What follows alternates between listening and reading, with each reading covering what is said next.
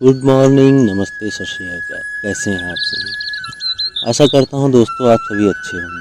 से दोस्तों अगर देखा जाए तो भगवान श्री कृष्ण का जीवन रोमांच और रहस्यों से परिपूर्ण है। उनके जीवन की एक एक घटनाएं हमें कुछ सीख दे जाती हैं। मैं भगवान श्री कृष्ण के जीवन से जुड़ी घटनाओं में से हर रोज किसी एक घटना को लेकर आता रहता हूँ और मैं आप लोगों से यही उम्मीद रखता हूँ कि अगर आप सभी उसे सुनते हैं दोस्तों तो कृपया अगर मेरी कुछ त्रुटियाँ होती हैं उसे हमें बताएं ताकि इसमें मैं सुधार कर सकूं, क्योंकि हमारा यही मकसद होता है कि हम आपको अच्छे से अच्छा कंटेंट दे सकें जिससे आपको भी सुनने में आनंद आ सके। तो आज हम इसी के साथ हम भगवान श्री कृष्ण के जीवन से पूतना वध का वर्णन करने जा रहे हैं। तो चलिए हम अपनी कथा पर चलते हैं। हमने पूर्व में ही आपको बताया तो पुत्र जो स्वयं बलराम जी शेष अवतार थे उनको देवी योग माया ने अपने माया से देवी रोहिणी के गर्भ में स्थापित कर दिया था। और जब 8वें पुत्र भगवान श्री कृष्ण का जन्म हुआ तो भगवान के आदेशानुसार वसुदेव ने उन्हें गोकुल में यशोदा मैया के पास छोड़ाया। उनके गर्भ से जन्मी देवी योग माया को अपने साथ मथुरा ले कारागार। और जब कंस योग माया को मारने के लिए उछालता है तभी योग माया आसमान में जाकर भविष्यवाणी कर देती है। आगे का भाग योग माया द्वारा दी गई चेतावनी और उनकी बातों को सुनकर कंस को अति आश्चर्य हुआ और उसने देवकी तथा वसुदेव को कारागार से मुक्त कर दिया। तत्पश्चात कंस ने अपने मंत्रियों को बुलाया तथा योग माया द्वारा कही गई बातों पर मंत्रणा करने लगा। कंस के मूर्ख मंत्रियों ने कहा, हे राजन, देवताओं ने हमारे साथ छल किया है, इसलिए देवताओं का नाश करना चाहिए तथा ब्राह्मणों के यज्ञ आदि को बंद करवा देना चाहिए।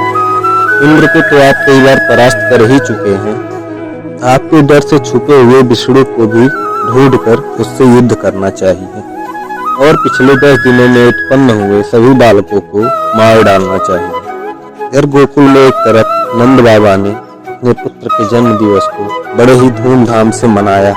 ब्राह्मणों तथा याचकों का यथोचित आदर सत्कार और गौ तथा स्वर्ण रत्न दान दिए। कर्मकांडी ब्राह्मणों को बुलाकर बालक का जात कर्म संस्कार करवाया। पितरों तथा देवताओं की अनेकों भांत से पूजा अर्चना करी। पूरे गोकुल वासियों में उत्सव का माहौल रहा और बड़े ही धूमधाम से भगवान का जन्म उत्सव मनाया गया। कुछ दिनों पश्चात जब नंद बाबा मथुरा से वापस आ रहे थे तब रास्ते में विचार करने लगे कि वसुदेव जी का कथन झूठा नहीं हो सकता। इससे उनके मन में उत्पात होने की आशंका होने लगी।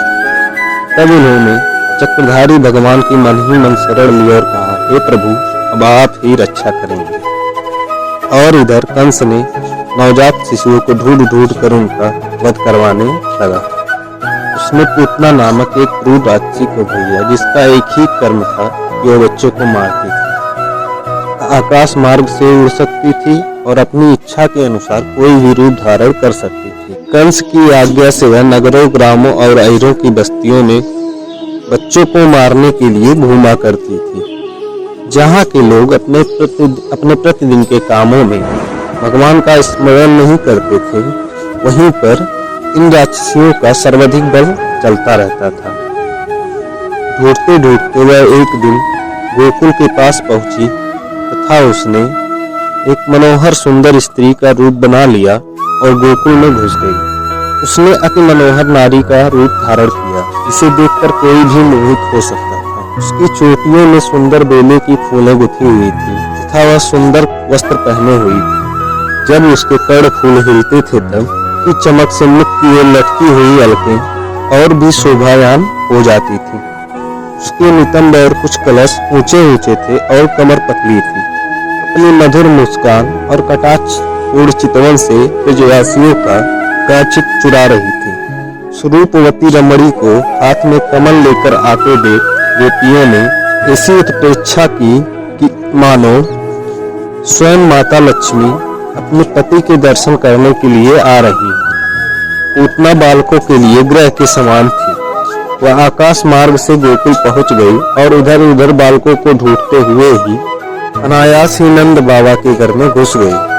देखने में वह एक भद्र महिला के समान जान पड़ती थी, इसलिए रोहिणी और यशोदा ने उसे घर के भीतर आई देखकर भी इस सौंदर्य प्रभा से हतप्रभ होकर कोई रोक टोक नहीं की। चुपचाप खड़ी खड़ी देखती रही। मखमली नयन के अंदर छिपी हुई तीखी धार वाली तलवार की तरह पूतना का हृदय तो बड़ा ही कुटिल था, किंतु ऊपर से वह बहुत ही मधुर और सुंदर व्यवहार कर रही थी। उसने देखा कि बालक श्री कृष्ण जो दुष्टों के काल हैं, परंतु जैसे आग राख की ढेरी में अपने को छुपाए हुए हो, वैसे ही उस समय भगवान ने अपने प्रचंड तेज को छुपा रखा था। भगवान श्री कृष्ण चर अचर सभी प्राणियों की आत्मा है, इसलिए उन्हें तुरंत ही आभास हो गया कि यह बच्चों को मार डालने वाला पूतनाग्रह है और अपने नेत्र बंद कर लिए। जैसे कोई पुरुष सोए हुए सांप को रस्सी समझकर उठा ले, ठीक उसी प्रकार अपने काल रूप में सोए हुए भगवान श्री कृष्ण को पूतना ने अपनी गोद में उठा लिया, उनके मुंह में अपना स्तन दे दिया और दुग्धपान कराने लगी। उसकी मनोहरता और सुंदरता ने यशोदा व रोहिणी को भी मोहित कर लिया, इसलिए उन्होंने उसे बालक को उठाने और दूध पिलाने से नहीं रोका। पूतना के स्तनों में हलाहल विष लगा हुआ था। भगवान श्री कृष्ण सब जान गए। उन्होंने क्रोध को अपना साथी बनाया और पूतना के स्तनों को जोर से दबाकर उसका प्राणों सहित दुग्धपान करने लगे। अब तो पूतना के प्राणों के अश्रुभूत सभी मर्मस्थान फटने लगे। प्रभु के दुग्धपान से पूतना के स्तनों में पीड़ा होने लगी और उसके प्राण निकलने लगे। चीख चीख कर कहने लगी, अरे छोड़ दे, अरे छोड़ दे, अब बस कर। अपने हाथ पैर पटकने लगी और रोने लगी। उसकी आंखें फट गई और उसका सारा शरीर पसीने से लथपथ होकर व्याकुल हो गया। बड़े भयंकर स्वर में चिल्लाने लगे। उसके चिल्लाने का वेग इतना अधिक था कि उसके प्रभाव से पृथ्वी, ग्रह, अंतरिक्ष सब डगमगा उठे। सातों पाताल और चारों दिशाएं गूंज उठी। कुछ लोग तो वज्रपात समझकर जमीन पर ही गिर पड़े। साचरी को इतनी पीड़ा हुई कि वह अपने को छुपा ना सकी और अपने असली रूप में आ गई तथा भूमि पर वज्र के समान धड़ाम से गिर पड़ी। इससे उसका सिर फट गया और बाल बिखर गए, हाथ पांव फैल गए और उसके प्राण निकल गए। इसी प्रकार जैसे इंद्र के वज्र से घायल होकर वृत्तासुर गिर पड़ा था, वैसे ही वह बाहर गोष्ठ में आकर गिर पड़ी। उसके शरीर में गिरते गिरते भी 6 कोस के भीतर के वृक्षों जंतुओं को कुचल डाला। यह बहुत ही अद्भुत घटना हुई। पूतना का शरीर बड़ा ही भयानक था। उसका मुख हल के समान तीखी और भयंकर दाढ़ों से युक्त था। नथुने पहाड़ की गुफा के समान गहरे और स्तन पहाड़ों से गिरी हुई चट्टानों के समान बड़े बड़े थे। लाल लाल बाल चारों ओर बिखरे हुए थे। आंखें अंधे कुएं के समान गहरी, नदी की करार की तरह भयंकर भुजाएं, जांघें और पैर नदी के पुल के समान तथा पेट सूखे हुए तालाब की तरह जान पड़ता था। जब यशोदा, रोहिणी और गोपियों ने उसके गिरने की आवाज सुनी तो दौड़े दौड़े उसके पास पहुंची। पूतना के उस भयंकर शरीर को देखकर सभी ग्वाल और गोपी डर गए कि भयंकर चिल्लाहट सुनकर उनके कान, हृदय और सर तो पहले ही फट रहे थे। फिर उन्होंने देखा भगवान श्री कृष्ण पूतना की छाती पर लेट कर स्तनपान कर रहे हैं तथा वह भयंकर राक्षसी मरी पड़ी हुई है। तब वे बड़ी घबराहट और उतावलेपन के साथ वहां पहुंच गए और श्री कृष्ण को गोद में उठा लिया और पुचकार कर छाती से लगा लिया। वे कहने लगे कि भगवान चक्रधर ने तेरी रक्षा की, भगवान गदाधर आगे तेरी रक्षा करेंगे। इसके बाद यशोदा और रोहिणी के साथ गोपियों ने गाय की पूंछ घुमाने आदि उपायों से बालक श्री कृष्ण अंगों की सब प्रकार से रक्षा की। उन्होंने बालक श्री कृष्ण को सबसे पहले गोमूत्र से स्नान कराया, फिर सब अंगों में गोरज लगाई और फिर 12 अंगों में गोबर लगाकर भगवान के केशव आदि नामों से रक्षा की। इसके बाद गोपियों ने आचमन करके अज आदि 11 बीज मंत्रों से शरीर में अलग अलग न्यास और करन्यास किया और फिर बालक के अंगों का बीज न्यास किया। वे कहने लगी, अजन्मा भगवान तेरे पैरों की रक्षा करे, मणिमान घुटनों की, यक पुरुष जांघों की, अच्युत कमर की, हैग्रीव पेट की, केशव हृदय की, ईश वक्षस्थल की, सूर्यकंठ की, विष्णु बाहों की, रुद्रम मुख की, स्वर सिर की रक्षा करें। चक्रधर भगवान रक्षा के लिए तेरे आगे रहें, गदाधर श्री हरि तेरे पीछे रहें। उनसे धनुष व खड़ग धारण करने वाले भगवान मधुसूदन और अजन दोनों बगल में, शंखधारी उड़ गाय चारों कोने में, इंद्र ऊपर और हलधर पृथ्वी पर, तो भगवान परम पुरुष तेरे सब ओर रक्षा के लिए रहे। श्री कृष्ण भगवान इंद्रियों की तथा नारायण प्राणों की रक्षा करें। श्वेत द्वीप के अधिपति चित्त की तथा योगेश्वर मन की रक्षा करें। शून्य गर्भ तेरी बुद्धि की और परमात्मा भगवान तेरे अहंकार की रक्षा करें। पीते समय गोविंद रक्षा करे, सोते समय माधव रक्षा करे, सोते समय श्रीपति तेरी रक्षा करे, भोजन के समय सभी ग्रहों को भयभीत करने वाले यज्ञ भोक्ता भगवान रक्षा करें। शनि राक्षसी और कुष्मांडा आदि बाल ग्रह, भूत प्रेत पिशाच यक्ष राक्षस और विनायक कोटरा रेवती निष्ठा पूतना मातृका आदि शरीर प्राण तथा इंद्रियों का नाश करने वाले उन्माद एवं अपस्मार आदि रोग स्वप्न में देखे हुए महान पात वृद्ध ग्रह और बाल ग्रह आदि ये सभी अनिष्ट विष्णु के नामोच्चारण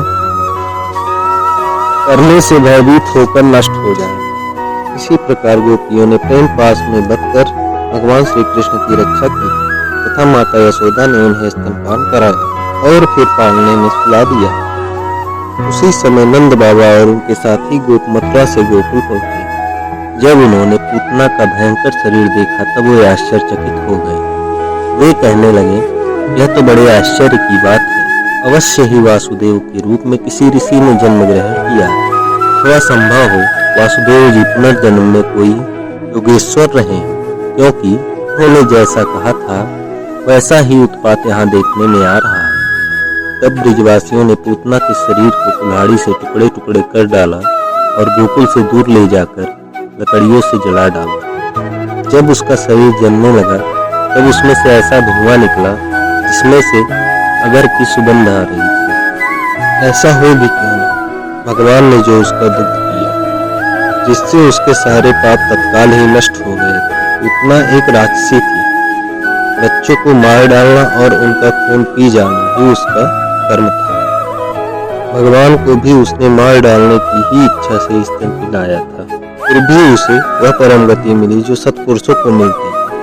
हरिवंश पुराण के अनुसार कहते हैं, पूतना कंस की धात्री अर्थात दाई माता वह सकनी चिड़िया का रूप लेकर के गोकुल गई थी।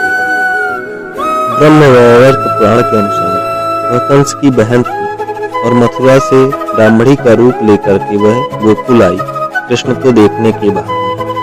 इसी पुराण में आया है कि वह पहले बलि की पुत्री रतनमाला थी और वामन भगवान के प्रति मात्र भावना से प्रेरित थी। इसलिए वामन के रूप श्री कृष्ण ने स्तनपान करते समय उसके प्राण खींच लिए। ऐसी स्थिति में जो पर ब्रह्म परमात्मा भगवान श्री कृष्ण को श्रद्धा से और भक्ति से माता के समान अनुराग पूर्वक अपनी प्रिय से प्रिय वस्तु और उनको प्रिय लगने वाली वस्तु को समर्पित करते हैं, उनके संबंध में तो क्या कहना ही है। भगवान के चरण कमल सबके वंदनीय ब्रह्मा शंकर और आदि देवताओं के द्वारा भी वंदित हैं। वे भक्तों के हृदय की पूंजी हैं। उन्हीं चरणों से भगवान ने पूतना का शरीर दबाकर स्तनपान किया था। माना कि वह राक्षसी थी, परंतु उसे उत्तम से उत्तम गति जो माता को मिलनी चाहिए वह मिली। फिर जिनके स्तन का दुग्ध भगवान ने बड़े प्रेम से पिया, उन माताओं और गौओं की बात ही क्या है। देवकी नंदन भगवान कैवल्य आदि सब प्रकार की मुक्ति देने वाले हैं। उन्होंने ब्रज की गोपियों और गौओं का वह दूध जो भगवान के प्रति पुत्र भाव होने से वात्सल्य स्नेह की अधिकता के कारण स्वयं ही झरता रहता था, भरपेट पान किया। वे गौएं और गोपियां जो नित्य निरंतर भगवान श्री कृष्ण को अपने पुत्र के ही रूप में देखती थी, फिर जन्म मृत्यु रूप संसार के चक्र में कभी नहीं पड़ सकती, क्योंकि यह संसार तो अज्ञान के कारण ही है। नंद बाबा के साथ आने वाले ब्रिजवासियों की नाक में जब चिता के धुएं की सुगंध पहुंची, तब यह क्या है, वहां कहां से ऐसी सुगंध आ रही है। इस प्रकार कहते हुए वे ब्रिज में पहुंचे। वहां गोपों ने उन्हें पूतना के आने से लेकर मरने तक का सारा वृत्तांत का सुनाया। वे लोग पूतना की मृत्यु और श्री कृष्ण के कुशल पूर्वक बच जाने की बात सुनकर बड़े ही आश्चर्यचकित हुए। उदार शिरोमणि नंद बाबा ने मृत्यु के मुख से बचे हुए अपने लाल को गोद में उठा लिया और बार बार उसका सर सूंघकर मन ही मन बहुत आनंदित हुए। जय श्री राधे श्याम। ओम नमो भगवते वासुदेवाय नमः। तो दोस्तों, आप हमें कमेंट और अपनी प्रतिक्रिया के माध्यम से यह जरूर बताएं कथा का यह भाग पूतना वध आपको कैसा लगा, और कोई भी त्रुटि हो तो हमें कमेंट में जरूर बताएं ताकि हम आगे के भागों में उस पर सुधार कर सकें। धन्यवाद। जय श्री राम, जय श्री राधे श्याम।